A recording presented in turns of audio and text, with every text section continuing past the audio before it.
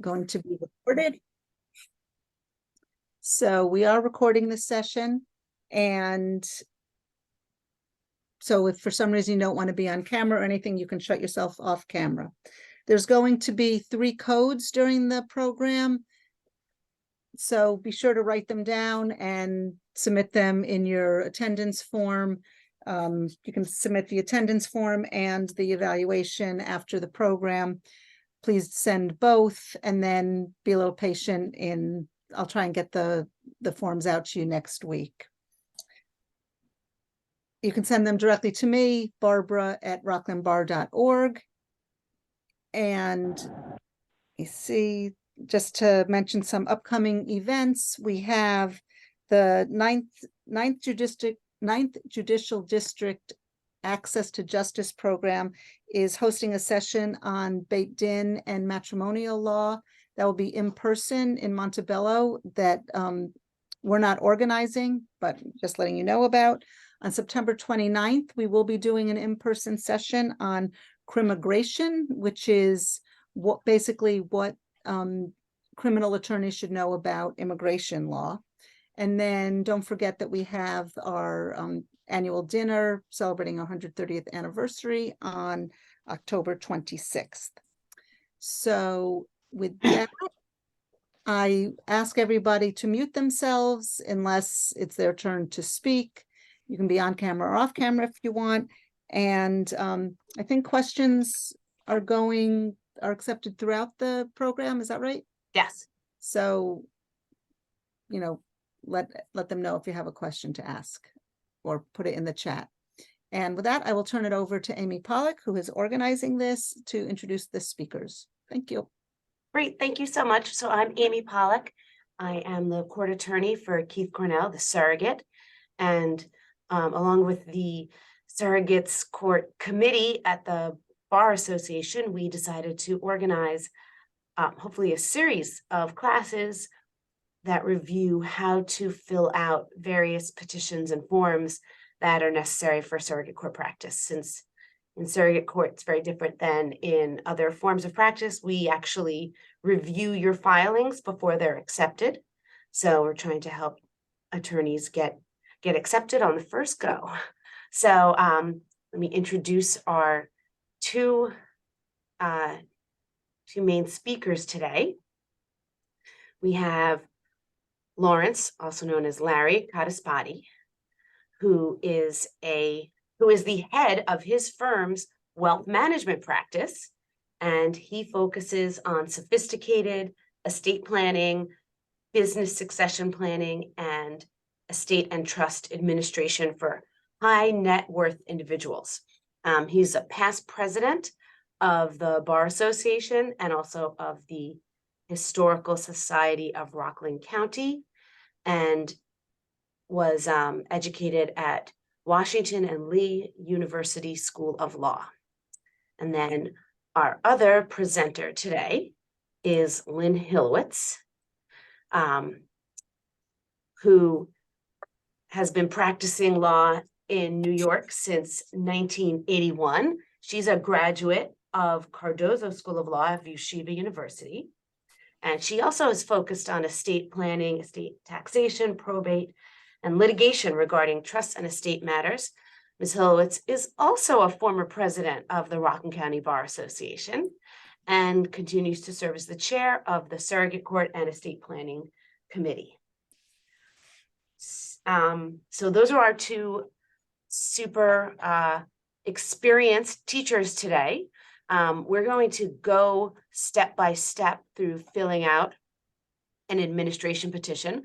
So I hope that everyone has read the fact pattern, which is intentionally complicated to make it more interesting to fill out this petition. And we're literally going to help. Hopefully you've read it and maybe even made an effort at filling it out yourself so that you can see where some of the issues might come up. But if not, we're going to go step by step, and we're encouraging people to please ask questions along the way. If there's something that somebody says that you don't understand, or you need more clarification, this is meant to be an interactive event. So all of that. For anyone who's not familiar with our fact pattern, I'm just going to go over a few of the salient points. So your client is Anne Riley, and she is the second wife of Edward Riley, who just passed away on August 31st at Nyack Hospital. He did not have a will. What he did have is a first wife and 2 children with that first wife, and also a son named Dominic, who was born out of wedlock prior to his first wedding. And that son, Dominic, is living in a facility and is a Medicaid recipient. He is a disabled adult, and his father was his guardian, but there's no successor guardian. However, his father did name him as the beneficiary on his IRA account. Edward's first wife lives in Nutley, New Jersey, and her son lives with her. Edward's second wife, our client, lives in Nyack in a co-op that was solely owned by Edward. And Edward's daughter with his first wife lives with her stepmother. Unfortunately, Edward died owing $300,000 in taxes to the federal government and an unknown amount to the New York State. And there was an agreement in advance over who would pay for his funeral, half to be paid by his sister and half by his ex-wife's brother. The sister has made her payment, but the ex-wife's brother has not. Edward also had an insurance policy that he had purchased that named his first wife as a beneficiary in order to secure his child support obligation. He has named his ex-wife as the beneficiary of that policy and his mother as the contingent beneficiary, but his mother passed away. And Edward has a car and a sailboat and a joint bank account with his second wife, our client. And then luckily or unluckily, Edward won the Powerball lottery and got $7 million, but unfortunately died relatively soon after winning. So that's the fact pattern we're dealing with. And now I'm going to turn it over to my 2 teacher presenters to go through the way you will fill out an administration petition in this case. Great. So we're going to alternate between Lynn and I the various different paragraphs of the petition, and we're going to go through them point by point. So from a very basic perspective, obviously, when you're looking at the blank form, the first thing you'll need to do is indicate the county of the state of New York that the surrogates court you're petitioning to is located in. So we would insert Rockland County.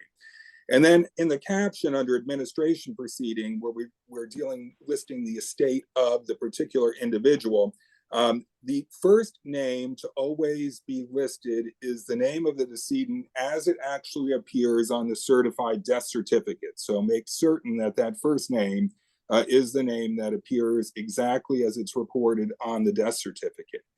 However, you should carefully review the assets of the decedent and how they're held. Check the deed, check the bank account statements, securities account statements, and any other asset or title documents to see if the decedent may have used different variations of the name in creating those accounts. And if they have, and as a result, you believe it might be beneficial for the letters of administration that are ultimately issued to also be issued in one or more of those names to avoid confusion, then you can list those additional names as AKAs, which is something that you should do and can be very helpful later on when you're dealing with the marshaling of those assets and actually the converting them into estate assets in the name of the administrator. Then we move to the right, and we have to indicate the type of petition that we're filing here. In our situation, this is a full estate administration, so we're seeking full letters of administration, and that is the box, the top box that would be checked off. Next, we need to determine who in paragraph 1 would be the petitioner. And the way you do that is you look at section 1002 of the Surrogates Court Procedure Act, subdivision 1, which lists the parties that are entitled to petition for letters of administration. And it basically specifies that any person interested in the estate of an intestate, or a person alleged to be deceased, or any person to whom all distributees have consented, or the public administrator, the chief fiscal officer, a creditor, or a person otherwise interested in a lawsuit that either has been brought or may be brought for or against the estate. So that leads one then to who is a person interested, and that is defined in the definition section of the Surrogates Court Procedure Act. In section 103, sub 39, person interested is any person entitled or allegedly entitled to share as a beneficiary in the estate or that person's trustee in bankruptcy. So in an intestate administration, the parties entitled to benefit or share in the estate are set forth in section 4-1.1 of the Estate Powers and Trust Law. And in a situation such as ours, where the decedent was survived by a spouse and issue, in our case is 3 children, section 4.1.1A subdivision 1 indicates that the beneficiaries then provided by statute are the spouse, who receives $50,000 plus 1/2 of the residue, with the balance thereof to be distributed to the issue, in this case, the children by representation. So in our case, obviously, the interested parties are the surviving spouse as well as the children. However, per the fact pattern, the one adult child of the decedent, Dominic, is disabled and incompetent for that reason, and the 2 children are minors. And so therefore, in terms of interested parties, the only interested party competent to petition would be the surviving spouse. Also, if one looks then separately at the order of priority, who is entitled to serve as administrator of the estate, we go to section 1001 of the Surrogates Court Procedure Act. And in subdivision 1, it states that letters of administration must, and we emphasize must, be granted to the persons who are distributees and are eligible and qualify in the following order. And subdivision A is the surviving spouse. So in our situation, the surviving spouse must be granted letters of administration unless she were to be disqualified or if she were to renounce for some reason. So in our fact pattern, the obvious petitioner should be the surviving spouse. If for some reason she chose not to petition, in our instance, because there are various creditors of the estate, a creditor could petition on her behalf, but they would still be petitioning for her to be appointed as the administrator. So when we go through section 1, it's fairly self-explanatory. We list the name, the domicile, address, mailing address. If different, we indicate the citizenship of the surviving spouse. We importantly indicate what their interest is. In this case, she is in fact the surviving spouse. And then we have to check off whether or not the proposed administrator is an attorney, in this case not, and then whether or not the proposed administrator is otherwise ineligible to serve for the reasons specified. And we've indicated here that she is not. So now we move on to paragraph 2, which Lynne will handle. Okay. In this paragraph, you put the name of the decedent and you basically mirror the death certificate. You put the domicile, which is, as we know from law school, the residence and intent to remain, but look at that death certificate and see what it says. And if by chance the decedent died at not at his domicile, but somewhere else, then you need to put in you need to put an affidavit in explaining why there's a difference. And this is especially important if someone dies in a different state. like at a facility in New Jersey, perhaps. Okay, so you put in the domicile, you put in the town, and Ed Riley, he lived in Nyack, and that was his address, his unit number, and his date of death is on the death certificate. And where did he die? So he died at Nyack Hospital, Nyack, New York. So you can either say that, or let's say he had died in Valley Cottage. You could just put the town and the state. You don't have to put the exact address. You put the town and copy the death certificate. Put the town and the state. Lynn, can I break in? It's Robert Lewis. How are you? Sure. Hi. I had a situation where the death certificates had a pretty much like a PO box. It was the informant on the death certificate was, I believe, an ex-wife, and what she did was she did not give the actual place where the person died or resided. She put some other place in Orange County, and now we're trying to prove domicile in Rockland, and the facility he died in will not give us any information because there is a fight with the family of some sort, and they're giving us a gag order of some type, and they won't divulge information. And he clearly died in Rockland County. He was domiciled here, but that death certificate said a PO box in Orange, and we are stuck. We won't get any information from the facility, even though we know where he died, and they got rid of his wallet. Well, an affidavit there will definitely be important. Affidavit of someone with knowledge of the facts to say what the true facts are, where he voted, where he paid his, where he lived, where his O&R bill, his bills from his house, perhaps, Or a tax return. Right. Real property. Voter registration's good too, because that's public information, so you can foil that. Mhm. Harder to get a tax return, but Very difficult. Copy of his deed Right. to his house. Yeah, he didn't lease own a home. agreement. We were really stymied there. He didn't own a home, didn't have a car.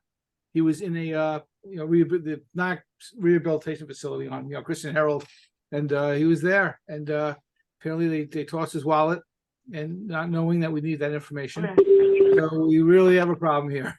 We probably Maybe get the facility in Nyack to the supervisor there to issue an affidavit. yeah, perhaps they seem not want to talk to my client. So, and the thing is, we couldn't. You know what? I'm going to stop this because this is super interesting, but it's going to stop us from getting our way through the petition, which is the point for today. So, but thank you for bringing up that question, and I think we should move on to section 3. Yep. So for section 3 is really interesting in this case because we're going to determine what the estimated gross value of the decedent's property passing by intestacy is. And there are a couple important points just to keep in mind generally. First of all, we're dealing with gross assets, not net assets. So we're going to ignore any outstanding mortgages, co-op loans, and other debts in determining what the assets were at date of death and their date of death values. So date of death values and gross assets for the purposes of determining what assets belong.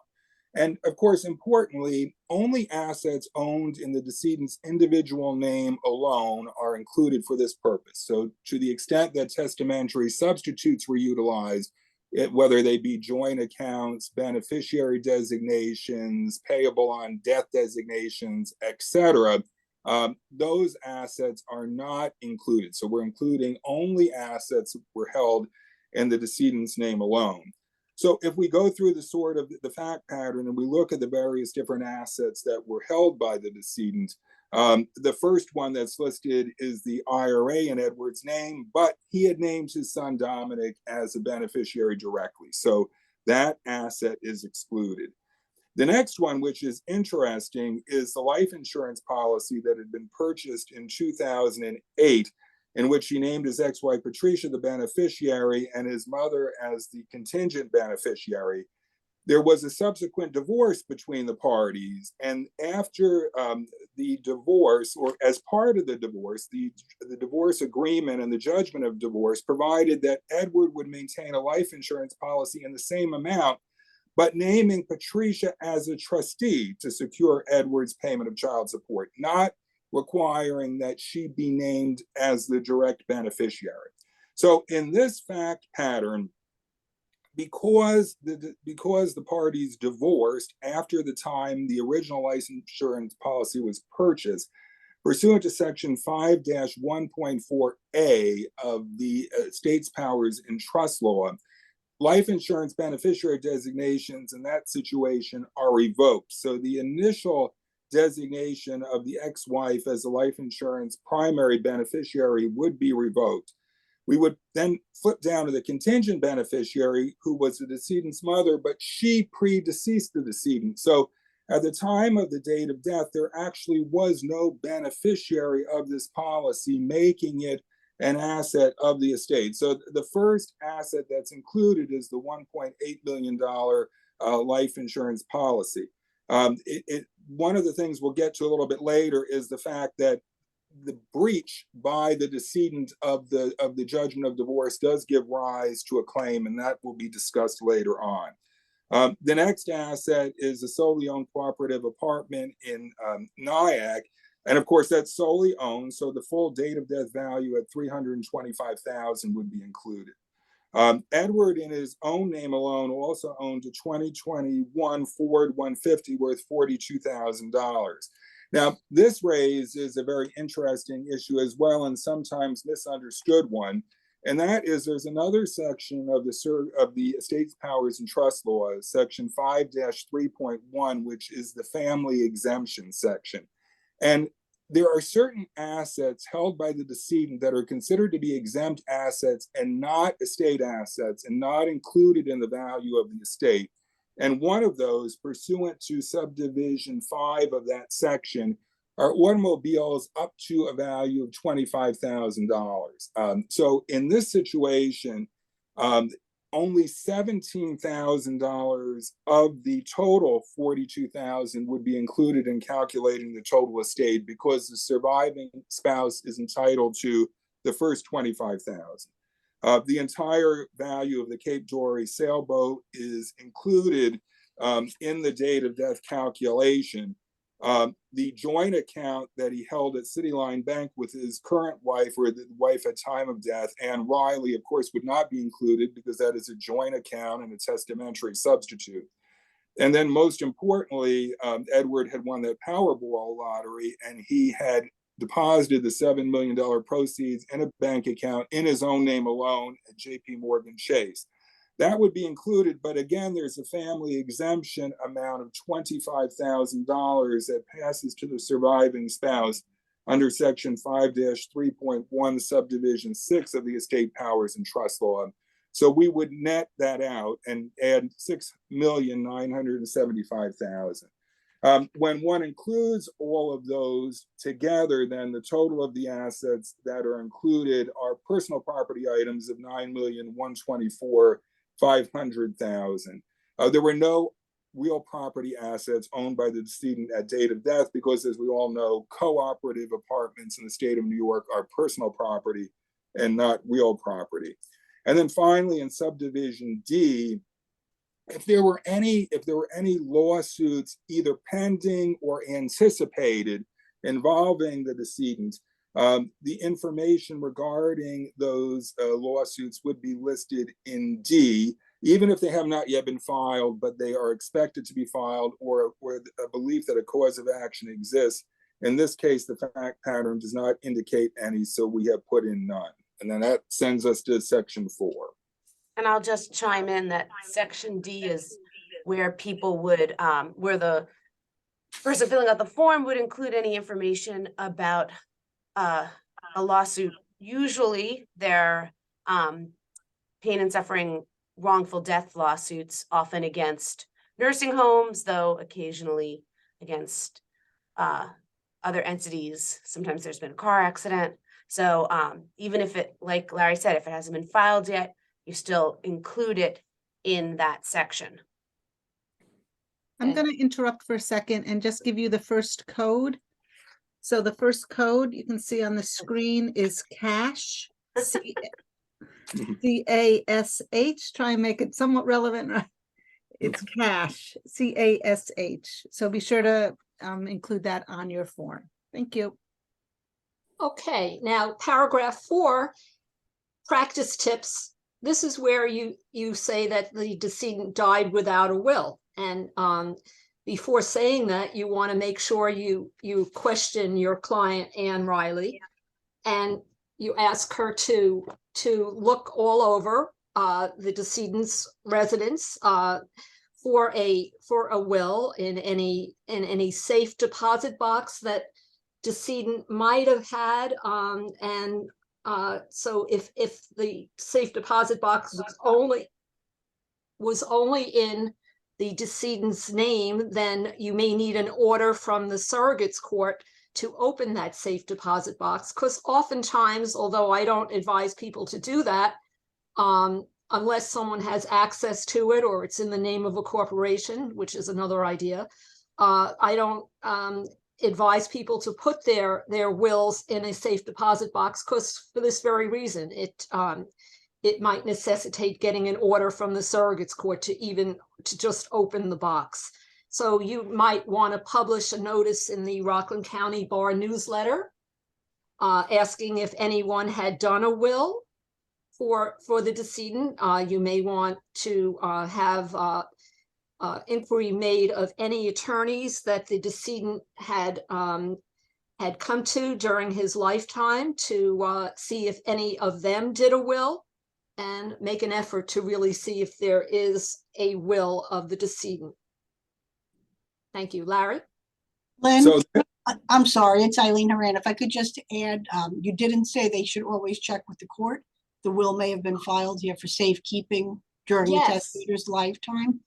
Yes. And the other thing on the safe deposit box, even if the decedent had another person named on the safe deposit box, the banks, if they know any owner on the safe deposit box is deceased, they're going to make them come here for an order. Mm-hmm. Mm-hmm. Okay. Thanks, Yes. Eileen. Thank you. Larry? So then now we'll go to section 5, which is a corollary and related provision. It says the search of the records of this court show that no application has ever been made for letters of administration upon the estate of the decedent or for the probate of a will of the decedent, and your petitioner is informed and verily believes that no such application has ever been made at the circuit court of any other county of this state. So, of course, one of the things, again, you're going to be doing is just reviewing the records of the decedent to make certain that anything you reviewed does not give you any reason to believe that any type of petition has been previously filed either in the Rockland County Surrogate's Court or in any other Surrogate's Court of the state. But now, what you also really were supposed to do before was actually go to the Surrogate's Court and check the records of the Surrogate's Court to make sure there was not a filing. But now, happily, there's a much simpler way to accomplish the same result, and that's to do a search of the court's records using the free web surrogate search service that the Office of Court Administration Unified Court System has created to allow individuals to do searches of the surrogate's court throughout the state. And so if you go on to Web Surrogate and search, you'll be able to determine whether or not there has been a filing, and then therefore to make a proper representation with respect to that. And if you haven't gone to it before, it's a very good service to review and look at. And it's found at websurrogates.newyorkcourts.gov. And you're able, therefore, and it's up there on the screen now, to do the search that you need to search to make an accurate representation with respect to paragraph 5. Now to 6. Okay, so for paragraph 6, which is a very, very important paragraph, this is where you're going to say who are the intestate heirs, who would inherit the estate pursuant to EPTL 4-1.1 and 4-1.2.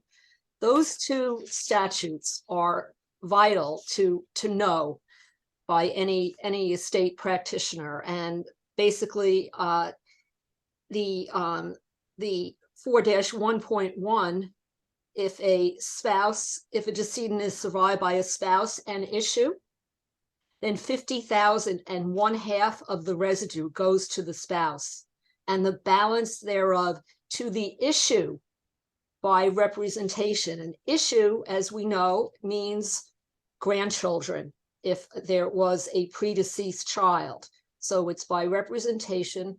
And so a spouse and issue, 50,000 and 1/2 to the spouse. A spouse and no issue, the whole to the spouse. Issue and no spouse, the whole to the issue by representation. And from there you go up to the parents. And then it goes on. And that paragraph is very important. And 4-1.2 is inheritance by non-marital children. So in our case with Edward Riley, he was survived by his spouse. And his spouse is you put a 1 there. Now, he was married before, but that is not relevant here. He was divorced, so there's 1 spouse. And as a practice tip, if there was a deceased spouse, I put in the name of the deceased spouse there. And I don't put a number 1 there, but I put a name of deceased spouse and the date of death of that spouse. And then in B, so we know here that Edward had 3 children, Anthony, Veronica, and Dominic. And so you must include marital, non-marital, like Dominic, and adopted children. And so we put in 3. And the reason there is an X in every other box is because those other categories do not apply here. So as it says on the bottom of the form, state the number of survivors in each class. Insert no in all prior classes, which was not relevant here because we had a spouse and we had 3 children, and an X in all subsequent classes. So there's an X in every other class. And that's the story with paragraph 6. There's a lot more that I could say, but in the interest of time, I don't want to interrupt the petition. Lynn, just a quick question, Lynn. Yeah, please. sure. So on that number 6A, if there is a deceased spouse, do you put the number 1 in there, or do you mark it as an X or no? And I would put no. I would put no. yeah. If there was no current spouse, And then you put the name, there was only a deceased spouse, I would put no, because that's a prior class. would you name the spouse and her date of death? I would. Okay. Thank you. You're welcome. Larry? So then we go on to paragraph 7, and we were asked to provide specific information about the people that were basically noted in paragraph 6. So one of just the commonsensical issues is if there are 4 total people noted in section 6, there are going to be 4 people listed somehow in a combination of section 7A and 7B. So section 7A are each of the distributees who are of full age and under no disability. So in our instance, the only distributee who is of full age and not disabled is the petitioner, the surviving spouse, Anne Riley herself. So we list her name, her relationship, and again, the relationship that gives rise to her appointment as the administrator, the surviving spouse as well, and her address and her citizenship. And what we want as well to then do in section 7B are to list each of the infants or a person under a disability. So in our case, each of the children is either an infant or is disabled. And we go through and we list the information, the names, the relationships, the domicile and mailing address of each of those individuals and their citizenship status. This is somewhat different than what people normally see in a probate petition, because in a probate petition, you're providing more information as to the infant's The parties that have the responsibility for caring for the infant or this disabled person or providing more information regarding disability. But as you will see later on, the reason that's not included in more detail here is because in an administration petition, there are actually additional schedules that are appended to the petition where that more detailed information is then provided. And we'll get to those eventually. So now we go on to the debts in section 8. Right, so here, if there are no outstanding debts, if there hadn't been, you would have said none. But here, Edward owed quite a bit, and he owed, number one, IRS. He owed $300,000 in unpaid taxes, penalties, and interest. Number two, the amount owed New York State Department of Taxation and Finance is not known. So you say unknown amount of unpaid taxes, penalties, and interest. The funeral home, so there was a cute situation there that I say cute, it's not really cute, but the funeral bill was supposed to be paid pursuant to a contract with the decedent's sister, Natasha, and his ex-wife's brother, Alfred Haley. And the bill was for $6,800. One half was paid by the sister. So that's why we listed the sister, Natasha Riley, in number 4. And we say reimbursement for advance payment of one half of the funeral bill because she actually paid her half. Alfred is not going to be mentioned on this petition. That's between Natasha and Alfred and the Lord. But the Natasha is listed. The funeral home is owed the other half because they haven't been made whole yet. They are owed $3,400 for one half of the funeral bill. And Patricia Haley, the ex-spouse, she, because of that stipulation of settlement in her connection with her divorce agreement, she has a claim against the estate because decedent, while he listed her as the beneficiary, Patricia Haley was the beneficiary.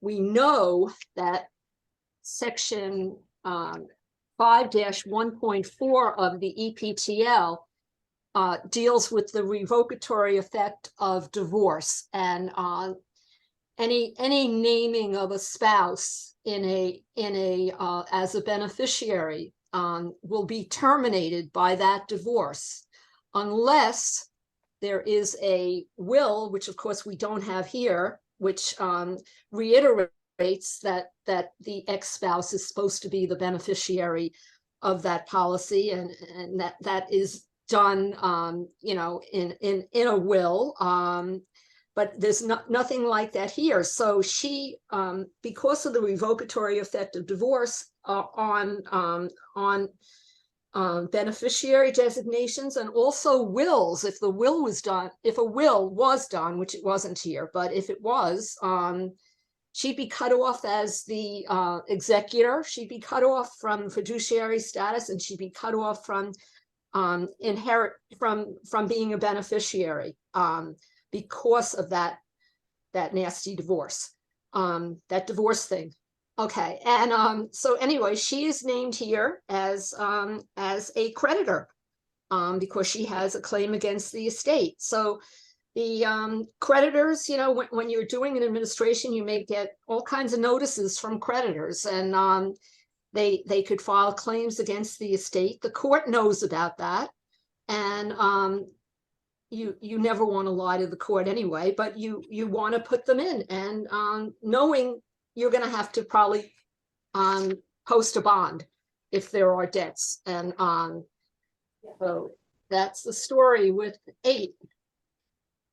Monsieur Larry? Okay, so now we go on to 9, and this is where we're going to go through and determine what relief we're going to be requesting here in connection with the administration petition. This raises a couple of interesting issues, again, where administration is different than probate. And if you're used to doing a lot of probate petitions, it may seem somewhat counterintuitive to you. So one of the important things to do is to look at section 1003 of the Surrogates Court Procedure Act. And that deals with the persons upon whom service of process must be effected in an administration petition. And in section 2 of section 1003, it states that every eligible person who has a right to administration prior or equal to that of the petitioner and who has not renounced must be served with process upon an application for letters of administration. But we know, as we discussed earlier, that Surrogates Court Procedure Act 1001, subdivision 1A, specifies that the surviving spouse has the priority right to serve as administrator. So there isn't any other party that has an equal right or a prior right to letters of administration. So there is no one to whom process must issue under the statute. So I have not checked the box that says process issue to all necessary parties because there aren't any. In the same way, I'm not seeking an order dispensing with service of process because there are no other persons. But under B, there are certain circumstances where you can seek a waiver, even if there were, from the court. So what we're looking for is section C. We're seeking a decree and award of letters of administration, full letters of administration to the surviving spouse, Anne Riley. We look down at what subdivision D would be, and that's checked off if the letters are going to be limited with respect to the prosecution or enforcement of an action on behalf of the estate. And again, that would be a lawsuit pending, such as a wrongful death action, a cause of action for a life, for some sort of pain and suffering incurred during life, etc. But we don't have that there. And then E, the authority of the representative under the foregoing letters be limited as follows. And there's certain reasons why you could request a limitation of letters. And if you did, you would basically check off an E. F is interesting, state any other relief requested. We're not checking that off here now. But if the facts were somewhat different, if all of the distributees were adult and competent, they would be able to submit waivers of the posting of a bond. So if you had all adult competent children, they could submit a waiver saying that they agreed to the waiving of the posting of a bond, and we could request that relief. But again, the court is going to take into account the fact that there are substantial outstanding debts that Lynne spoke about, and in all likelihood, in our situation, require the posting of a bond in any event because of those debts. However, if there were no debts and you had all adult competent parties, you could in fact seek a waiver of a bond. And in that situation where, again, they're all adults, everyone waives, and there are no outstanding debts, the court, even in an administration proceeding, can waive the issuance of a bond. I'd just like to add to that, Larry, that if you have all adults, nobody under a disability, and most of them, let's say there are 4, and 3 out of 4 have waived and consented to the appointment of the administrator, but one who's an adult, he doesn't waive. Be prepared to have your client get a bond, because not all of them have waived. So it's not like majority rules. That's right. So the next is the oath. Very important. The petitioner must sign the exact language here. Don't improvise. The court wants to see this exact language, and then notarize Anne's signature, and the attorney signs the petition and prints their name and address and telephone number. And then you get to the schedules. Right, and as we were actually discussing when we were preparing for this, and Lynne reminded us all that in addition to the probate petition, there is a form by which the attorney who drafts the form certifies under the Uniform Court rules that the forms have been accurately drafted and are in conformity with the Uniform Court form. So we want to make sure that we always submit that separate form whenever you submit any sort of petition to the surrogates court. And then on Schedule A, so now we're talking about providing more information about individuals who have special circumstances when they were listed previously in the proceeding. And so Schedule 1 deals with non-marital persons born out of wedlock. And according to the fact pattern, Dominic Astor actually, we'll see, fits into two categories. He's an incapacitated individual, but he was also a non-marital person. And because of that, we have to provide information regarding his name, his date of birth, his father's name, his mother's name, and his relationship. And then importantly, information that would establish his relationship to the decedent. So here in our case, we really don't have a copy of the birth certificate. We don't have Dominic's birth certificate in front of us, but we're going to assume for purposes of this, for this form, that the birth certificate did in fact list the decedent Edward Riley as his father. And so in that case, we're checking off on that box. Then the second possibility that could exist, even if you did not have a birth certificate that indicated that the decedent was a father, is there might have been an order of filiation that established paternity. And if there was, you would check off that box. And then the last question is, did the non-marital person live with his or her father? We say no. Again, that would be relevant along with other factors if it was necessary to prove that Dominic was in fact the son of the decedent, and that would occur if the death certificate was silent as to, if Dominic's birth certificate was silent as to the name of his father, and there was not otherwise an order of filiation that existed. Right. And you want to check before I get to the other schedules. The NewYorkCourts.gov gives you forms that are relevant.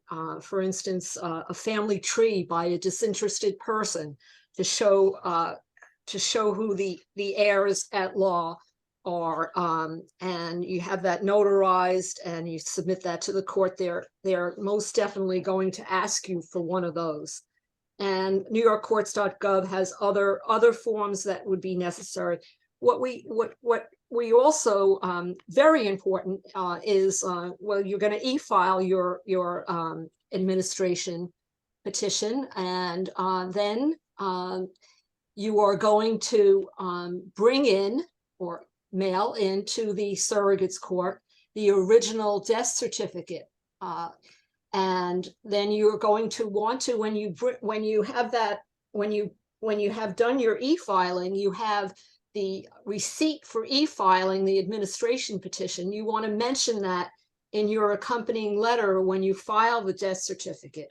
And here we have the section 2402. We have to remember to put in how many certificates we're asking for. They're certificates of letters of administration. They're $6 each, and they don't stay good forever. So I give all of those certificates to my client who's going to be assisting with obtaining the assets, and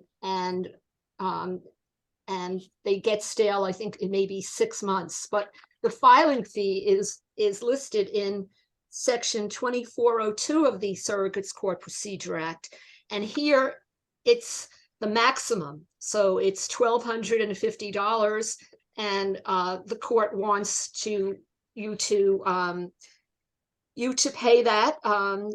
They don't like clients' checks. You can, I think, charge it now, but you want to be paying that $1,250. I usually give my attorney's check when I'm bringing in the death certificate, and $6 per certificate. And The section 2402 it's $1,250 because it's more than 500,000, and 1250 is the max. That hasn't changed. And then Schedule B is not needed here because Schedule B is issue of the decedent who were the subject of an adoption. So that's not applicable here. We threw in everything, but we didn't throw in an adopted child. And then Schedule C, Larry. So with Schedule C, we're going to be listing the information regarding the infants. There were two, Anthony and Veronica. We indicate their date of birth, obviously, their relationship to the decedent. Importantly, with whom they reside, the name of the mother, which may be different than the person with whom they reside, whether the mother is alive, who the father was. In our case, that was the decedent, Edward Riley. Is he alive? Obviously, he is not. And then importantly, does the infant have a court-appointed guardian? And in this instance, the answer is no with respect to both of them.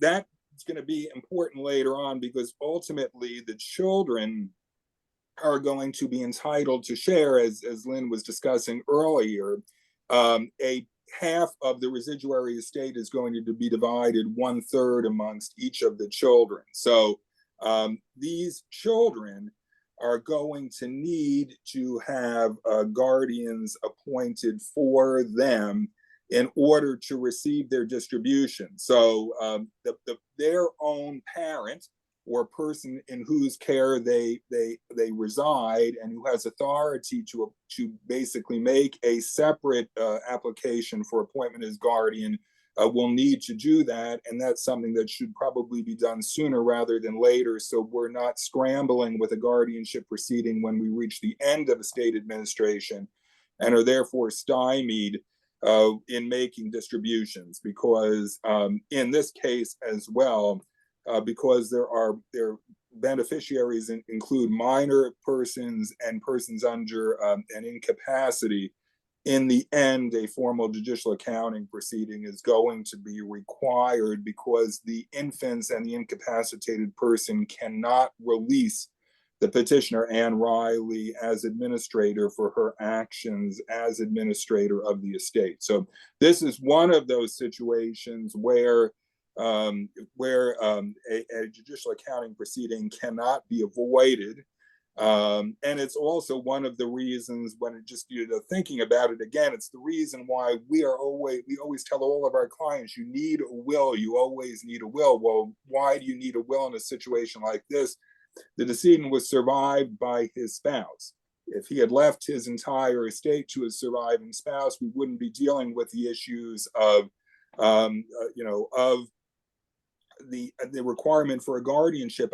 And even if the decedent had wanted to leave a portion of his estate in trust for the children of his first marriage because he didn't trust his second wife to properly care for them, and that would be a legitimate concern and something I would discuss with my clients, having the assets held in trust for minors with a designated trustee eliminates the need for court-appointed guardianships. And court-appointed trust, even trust created under a will, a testamentary trust, are so much more flexible and easier to deal with than court guardianships, because in a court guardianship, you're always in a situation where you need court authority and approval to essentially make all disbursements.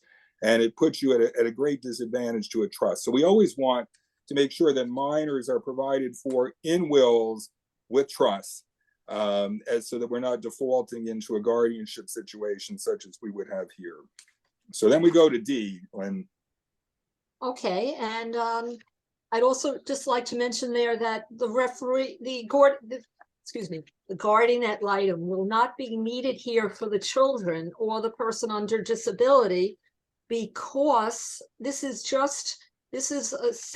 a proceeding under section 1001 for the order of priority for granting letters of administration. The spouse, this is to name her, so that there is no need for the court to appoint a guardian ad litem, so that the surviving spouse who is first order of priority can receive letters here. So so that's not needed. Now, section Schedule D, persons under disability other than infants. This is where our person who's under a disability, Dominic Astor, who is the son, and you put in his residence, he's living in a facility, a group home, and you would say the nature of his disability, and you would say who, if no, you say give name and address of relative or friend interested in his or her welfare. Who better than his mother, Frida Astor, who lives out on Long Island? She would be, I would put her name in there, which is why we did. That's it. So that's, so we, Oh, I was chime in. This is another person who's who in this case you would want to file the paperwork to establish the mother as the successor or guardian, since in our story there was, for whatever reason, no successor or guardian. That's something else you'd want to deal with as early on as possible. And also in this case, you would probably wind up filing a petition to establish a supplemental needs trust to receive his inheritance, because otherwise he would be disqualified from Medicaid and you would have to pay out of his inheritance for his group home. yeah, so that's a really essential point, and it's something that we consider all the time whenever you're dealing. Again, this is why it is so bad to allow an estate to default and be handled in intestate administration rather than having a client come to an attorney and have a properly planned estate. Because in addition to having a will and being able to properly manage estate assets and how they're going to be distributed, you're also going to be counseling a client never to name, except in very unusual circumstances, if special trusts are created or what have you, a disabled child as the beneficiary of a valuable asset. There are other ways that we're going to deal with that asset. And one of those ways, a very simple way, would have been, especially considering the amount of assets that the decedent had, was to provide in a will for a testamentary supplemental needs trust for the disabled son. So rather than having the disabled son be a beneficiary of a policy that could, of an IRA that could then basically disqualify him, and now having to go through all these permutations of creating a court-ordered testamentary trust, if we properly managed this estate and planned it using a will, we could have made a generous distribution to a testamentary supplemental needs trust that would ultimately have the residual of that trust pass to other heirs of the decedent rather than as a first party trust, which is sort of beyond what we're doing now, be subject to the claims of Medicaid upon the death of the beneficiary. And we might cover that in our October 10th, the next in the series on probate proceedings. So we're gonna stick with Edward, and we're going to try to confuse you further with some additional facts. So I want to interrupt for a second to give a code. All right, the second code here is death. DEATH. Second code is death. Thanks. May I break in for a minute? It's Robert Lewis. sure. Absolutely. On Schedule C, we have, if you have an infant, I am assuming that if you've got that infant, that's got to be listed on here, or infants, that there'll be a separate proceeding. The court will not appoint a guardian automatically, but there'll have to be a separate proceeding to do that. Is that correct? For the accounting. I'm sorry. Right, so there are two different questions involved, exactly. So one would be you'd have to, because the infant would not be able to receive a distribution of his or her intestate share directly, they would have to, a parent would file, the surviving parent would file for a separate guardianship proceeding for the minor child in this situation. But also, now we get to the conclusion of the account of the administration. At that point in time, all of the beneficiaries, all the statutory heirs and beneficiaries of the estate are going to be parties to the judicial accounting proceeding. And if any of them are minors and don't have a court-appointed guardian already in place for them, the court would then have to appoint a guardian ad litem for them. And that brings up again a point that Lynne had made before that's important to remember. And it's something that I always try to remember too, because when you're looking at this, so many times we do a lot of probate petitions, and probate, although the forms tend to look alike and we tend to think about them in the same way, an administration proceeding and a probate proceeding are distinctly different proceedings. The administration proceeding, as Lynne mentioned, is for the sole purpose of determining who should be the administrator of the estate pursuant to the statutory priority section contained in section 1001 of the Surrogates Court Procedure Act. That's what we're doing. We're not determining who's going to receive assets. The statute 4-1.1 tells us who's going to receive assets. We're trying to determine who is the proper administrator. So normally speaking, you're not in a situation where you're having, there's a concern for guardian ad litems or otherwise at the initial petitioning stage, but there would be in the accounting stage of an administration proceeding. And so that's where guardian ad litems are appointed in administration proceedings. It's different. So when we think about that, that's different in probate. Probate, we're looking at, it's a proceeding to determine the validity of the will that was executed by the decedent. Was it a valid and properly executed will? Therefore, should it be proven true and admitted to probate? And then that will controls how distribution of assets shall take place. And so, of course, in a probate proceeding, we're very concerned that we have jurisdiction over all necessary parties up front.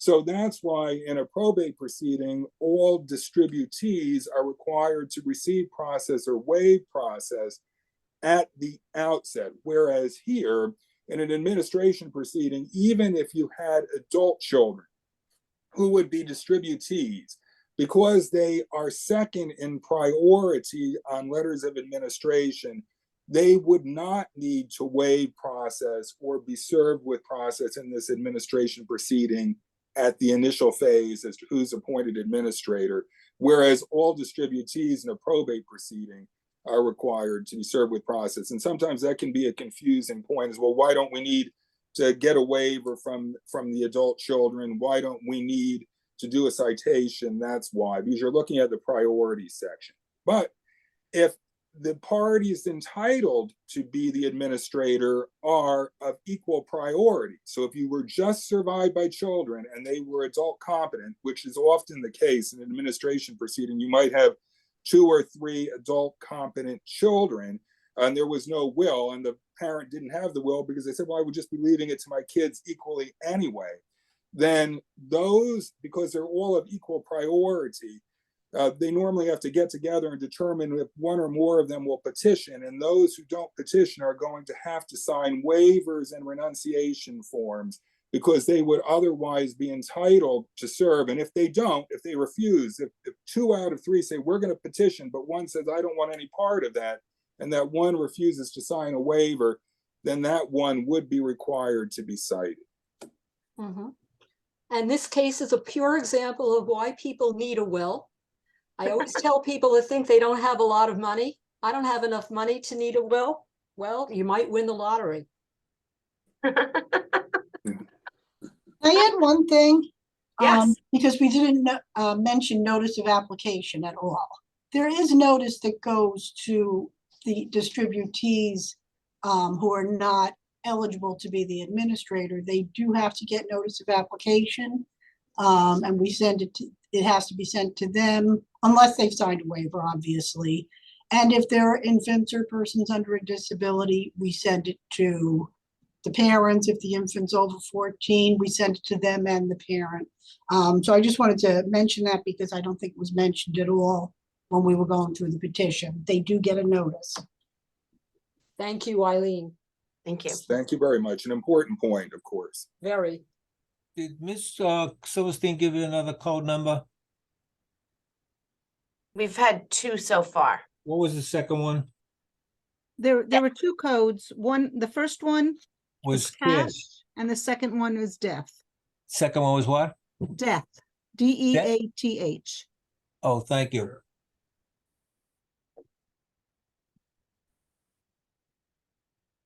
All right, do we have other people with questions about this whole petition that we filled out?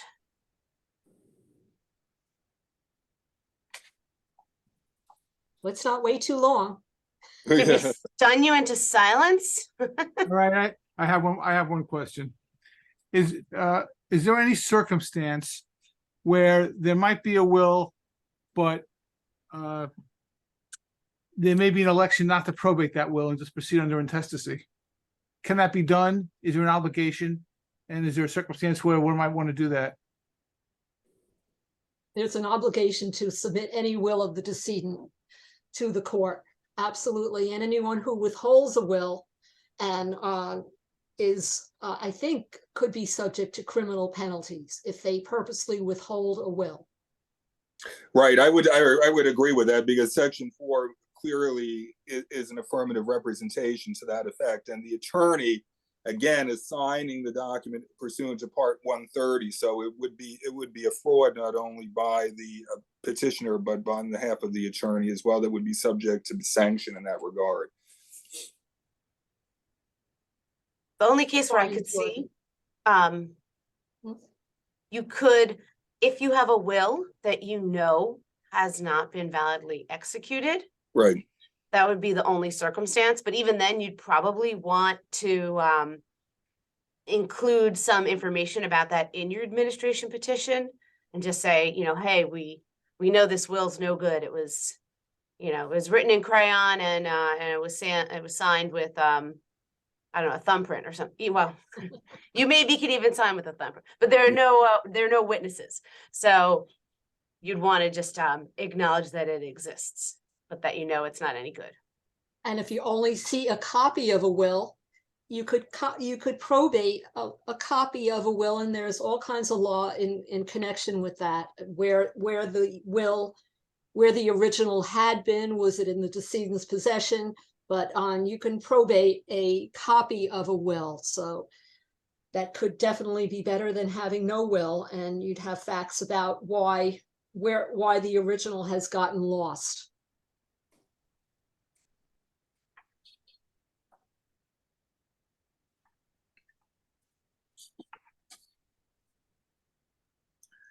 We were talking about too, when we were preparing for the course, about the ability to actually file wills with the surrogates court, and Aimee was mentioning how she actually suggests to people that they do that, and that's something that is certainly permitted. And again, if there's a concern that wills might be lost, or that, you know, what the proper methodology is for holding original wills. You know, when I first started practicing law, just as a matter of course, we always kept the originals. We really didn't even, I don't think, offer people the alternative so much to take them with them. It was a presumption that we would always keep the originals and they would keep copies. And as the law evolved ethically, it became clear that really we should be saying to clients up front, and which I do, how do you want the will to be handled? Do you want to take it? Would you like me to keep it? So I don't presume that I should be keeping the will, but I always present it as an option to the client. How would you like to have the will handled?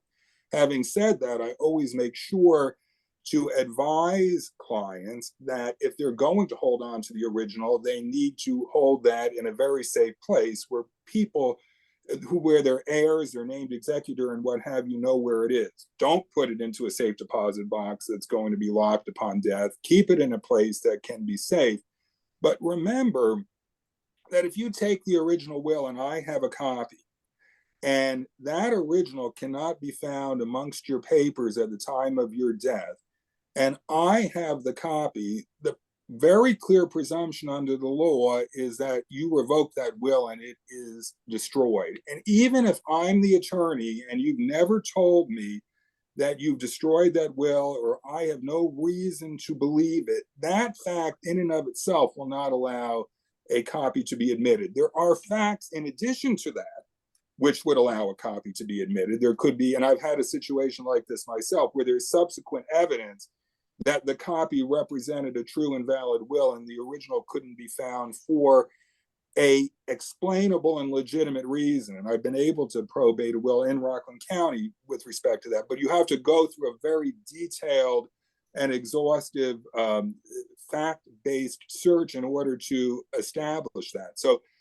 the opposite, though, the converse is interestingly, it makes it easier for the very reason we discussed. That is, if I, as the attorney, kept the original and you have a copy amongst your papers, and the original can't be found because I've stopped practicing, my office is burned down, some god-awful result, so that the original can't be found, but it had been in my possession as an attorney. But you, the decedent, had it amongst your papers, and there was no reason to believe that you revoked it. It would be much easier to admit the copy in that instance than it would be if you had the original and I have the copy. So there is a benefit to either the attorney holding the will in a safe place in his or her office, or certainly with the will being filed with the surrogate's court. I think my least favorite alternative is the client holding it. Notwithstanding that, I have a number of clients who request to do it, and that's certainly their right. And we should never be in a position of trying to suggest that we are a better person to hold it than they are. Right. And one thing that bears noting that as Aimee pointed out, and filing the will with the surrogate's court, if you're in a situation for a client that you know that someone is going to try to exert undue influence over this person, they're elderly, they're infirm, besides perhaps doing a trust, you will also want to think of filing that original will with the court, because then, and this is for next time really, but on that probate petition, you have to cite, you have to mention if any wills have been filed in any court, and if so, name the court, and that right then and there, they will have the prior will, which is, you believe will be the testator's true intention. Of course, if a person is infirm when you're doing it, you can't do the will for them unless they have that one solitary moment of lucidity that you need for a will. But this is all fascinating stuff for those who are interested. Aimee, thank you so much. Oh, well, I'm actually going to ask Eileen to talk about something. So in this case, we had, the spouse and the 3 children, but sometimes you'll have somebody who passes away and there's no will, and it's not clear who all of their heirs are. And so then the surrogate court will require a certain amount of searching to be done. So if Eileen, if you want to pop back on and talk about that, that would be very helpful. Sure. Actually, before I do that, I don't mind doing that, but there is something I wanted to mention. It just goes to what we were just talking about, and web surrogates was mentioned earlier, and web surrogates is a great tool, and I'm glad people can now, from their homes or offices, get some of our information. But what you should know is that in Rockland, you will not see on web surrogates that a will was filed for safekeeping. Some counties have elected to put that information on web surrogates. Rockland County has not. So if somebody dies and you get a client who's looking and you're doing your search for the will, do not rely simply on web surrogates. Get a copy of the death certificate to the court. With a copy of the death certificate, we'll look to see if we have a will for safekeeping. The other limitation on web surrogates is that I believe it's only going to go back about 10 years. So if something, if it's an older file, the information's not on there. Certainly if it predates scanning, it's not going to be on there. So it's a great tool, but it is limited. So as far as when we are going to ask somebody to do a search, and we get it often, somebody comes in and says, he's my dad, and no, there's nobody else. And, and you, of course, we're going to ask for an affidavit of heirship, things like that. But sometimes it's a creditor, and that's probably the more interesting case, is we get a lot of creditor applications. We don't necessarily make them do a really intensive search because they're trying to recoup what's owed to them. They may not even know if there's an estate available unless it's a secured creditor or mortgage holder. They're not going to be able to collect more, and their petition is often going to say the Commissioner of Finance or an eligible distributee. We don't know who the eligible distributees are. We'll make them do some work. Hey, do you have a death? You got a death certificate? Do you have an obituary? Does the obituary list family members? Well, now you have names. Go look for them. But if it's a case where they have no way of knowing the person's background and they're not getting appointed, they're going to have the Commissioner of Finance appointed, and the Commissioner of Finance is going to be bonded. We're not going to make them spend money at that point in the proceeding to try to track people down, because we're going to have to get jurisdiction over those people in an accounting proceeding anyway. If it's family members, we may push a little bit harder. I haven't talked to my brother in 5 years. It doesn't mean you can't find him. You know his name, you know where he lived. We try and be reasonable about it. I can't say that there's really a hard or fast rule. We lean heavily on bonds in those cases, and we're going to require a bond anytime there's infants or persons under another disability. If there are interested parties who could have waived the bond requirement and didn't, if there are unsecured creditors for any of those reasons, we're going to make you bond. So what I would advise is ask the court within reason. If you can make a case that it's going to be financially unreasonable for you to have to go and search for an unknown distributee or a distributee whose whereabouts are unknown, and if you make a good case, we may waive the requirement to find them, but we're going to make you find them in the accounting proceeding. If it seems like it's not unreasonable to find that person, then we're gonna push a little bit and make you do it up front, especially if you know what the assets are. Dad died and there's a house and a bank account and cars and everything, and all I haven't talked to my brother, go find him. Eileen, there's a question. Is a family tree always required? No, a family tree is that there are statutory guidelines for that. It's always required where there's a sole distributee.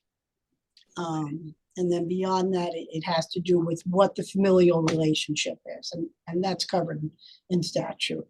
Okay. And then we have another question. Who would receive notice on behalf of Dominic, who has no successor guardian, and on behalf of the two children who each live with a different mother? So I'll do the children first. If they're infants under 14 and the parent that they live with is not the petitioner, then it's just going to go to the parent. If they're under 14 and the parent that they live with is also the petitioner, similar to how we would do it in a probate and who gets a citation, that's kind of the guide, because 1005 is not really specific. It just says distributees. It doesn't say, it says distributees who are not eligible, or so for an infant, if they're over 14, they're going to get the notice, plus their parent will get the notice. If they're under 14, their parent will get it unless their parent is the petitioner. In the case of a disabled person, I refresh my memory. Is Dominic in a facility? He is. Okay, so we're going to send it to him. And it doesn't, unlike with service of process, there's no personal service of it. It's just going to go by mail, but it's going to be mailed to Dominic, and it's going to be mailed to the manager of the group home that he lives in and the director of the agency that oversees him. So it's letting anybody who could be, even where there's not a guardian, the form says, is there anybody responsible for him? And again, I'm Right. Okay. So in this And the- case, when we filled out the form, we identified his mother as the person responsible for him, even though he lives in the group home. so we'd send it to her too. It's you know, it's really just so everybody knows about it. That's what notice of application is. They can't object. It's not, it's just letting everybody who may possibly need to know about it, about it. Right. You know, another good tool too is that with respect to the administration forms and all the other uniform court forms, when we're talking about the probate petition, we're talking about an administration petition, accounting petition, there's actually a checklist form available on the surrogate's court. When you go to the surrogate court form and you check off the various different forms, which you can download as PDF, you can download as WordPerfect, you can download as Word, whichever works best for you. But there's also a checklist form, which the court personnel use as well in reviewing to make certain, I'm sure with their own additional forms, that you've submitted all the appropriate documentation. And that's especially when you start off, a good form to have to go through and check off as you're completing the form to make sure that you haven't missed something or that you're doing everything correctly.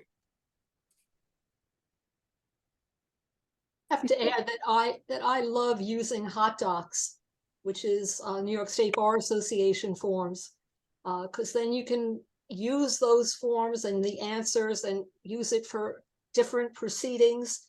You don't have to put in all of the facts again. So I have found that to be an invaluable tool for my practice. And That's I funny. just, If we get to vote, we vote for using the official court forms online. No wonder I'm having such trouble. They are there, they are free, they are fillable, and Yes. and the checklist is right there too. That's just my 2 cents. We Right. really like the official court forms. The hot docs don't always format properly, and a good attorney, of course, is gonna put them in order, and they're gonna sign a certification, and it'll be fine. But often that doesn't happen. So it's not wrong. But if you ask the clerk's preference, Okay. to nycourts.gov. Never want to step on your toes, Eileen. No. Never. Can I say something else since I keep talking? There are a lot of certainly pro se's, but even attorneys who don't seem to realize that a bond cannot go away without order of the court. It can't be canceled without order of the court. And we chased down old cases where we never got the account that was due. And I can't tell you the percentage of times that people say, oh, we gave out the money. We stopped paying the bond. And it's not just pro se's, it's attorneys saying, well, we distributed everything. They never came back and did a judicial accounting. They never got an order from the court canceling a bond.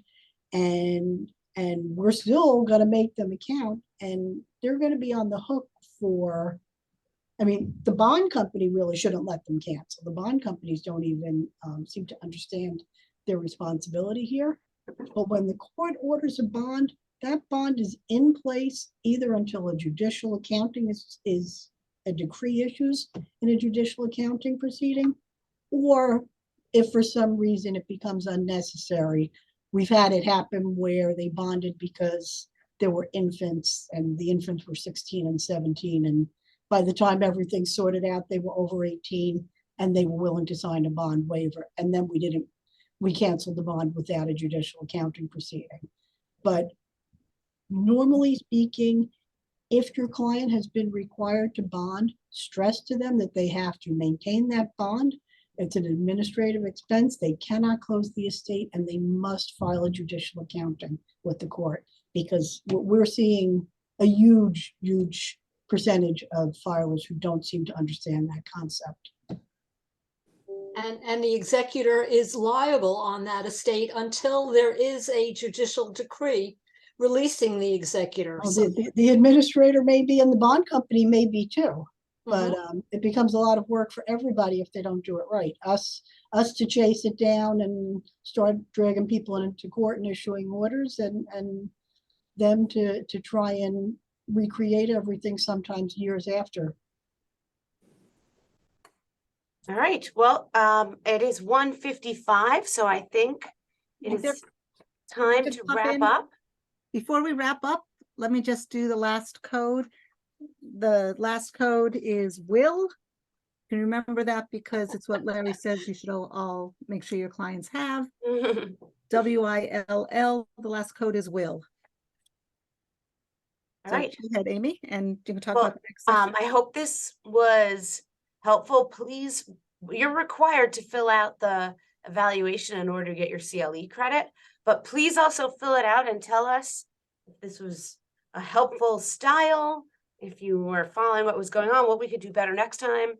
Because this is our first one in hopefully a series of many classes, and we would love the feedback so that we can make it as informative and useful as possible. And besides that, yeah, go write a will if you don't have one already. Larry's ready to take you on as a client. Exactly. On you.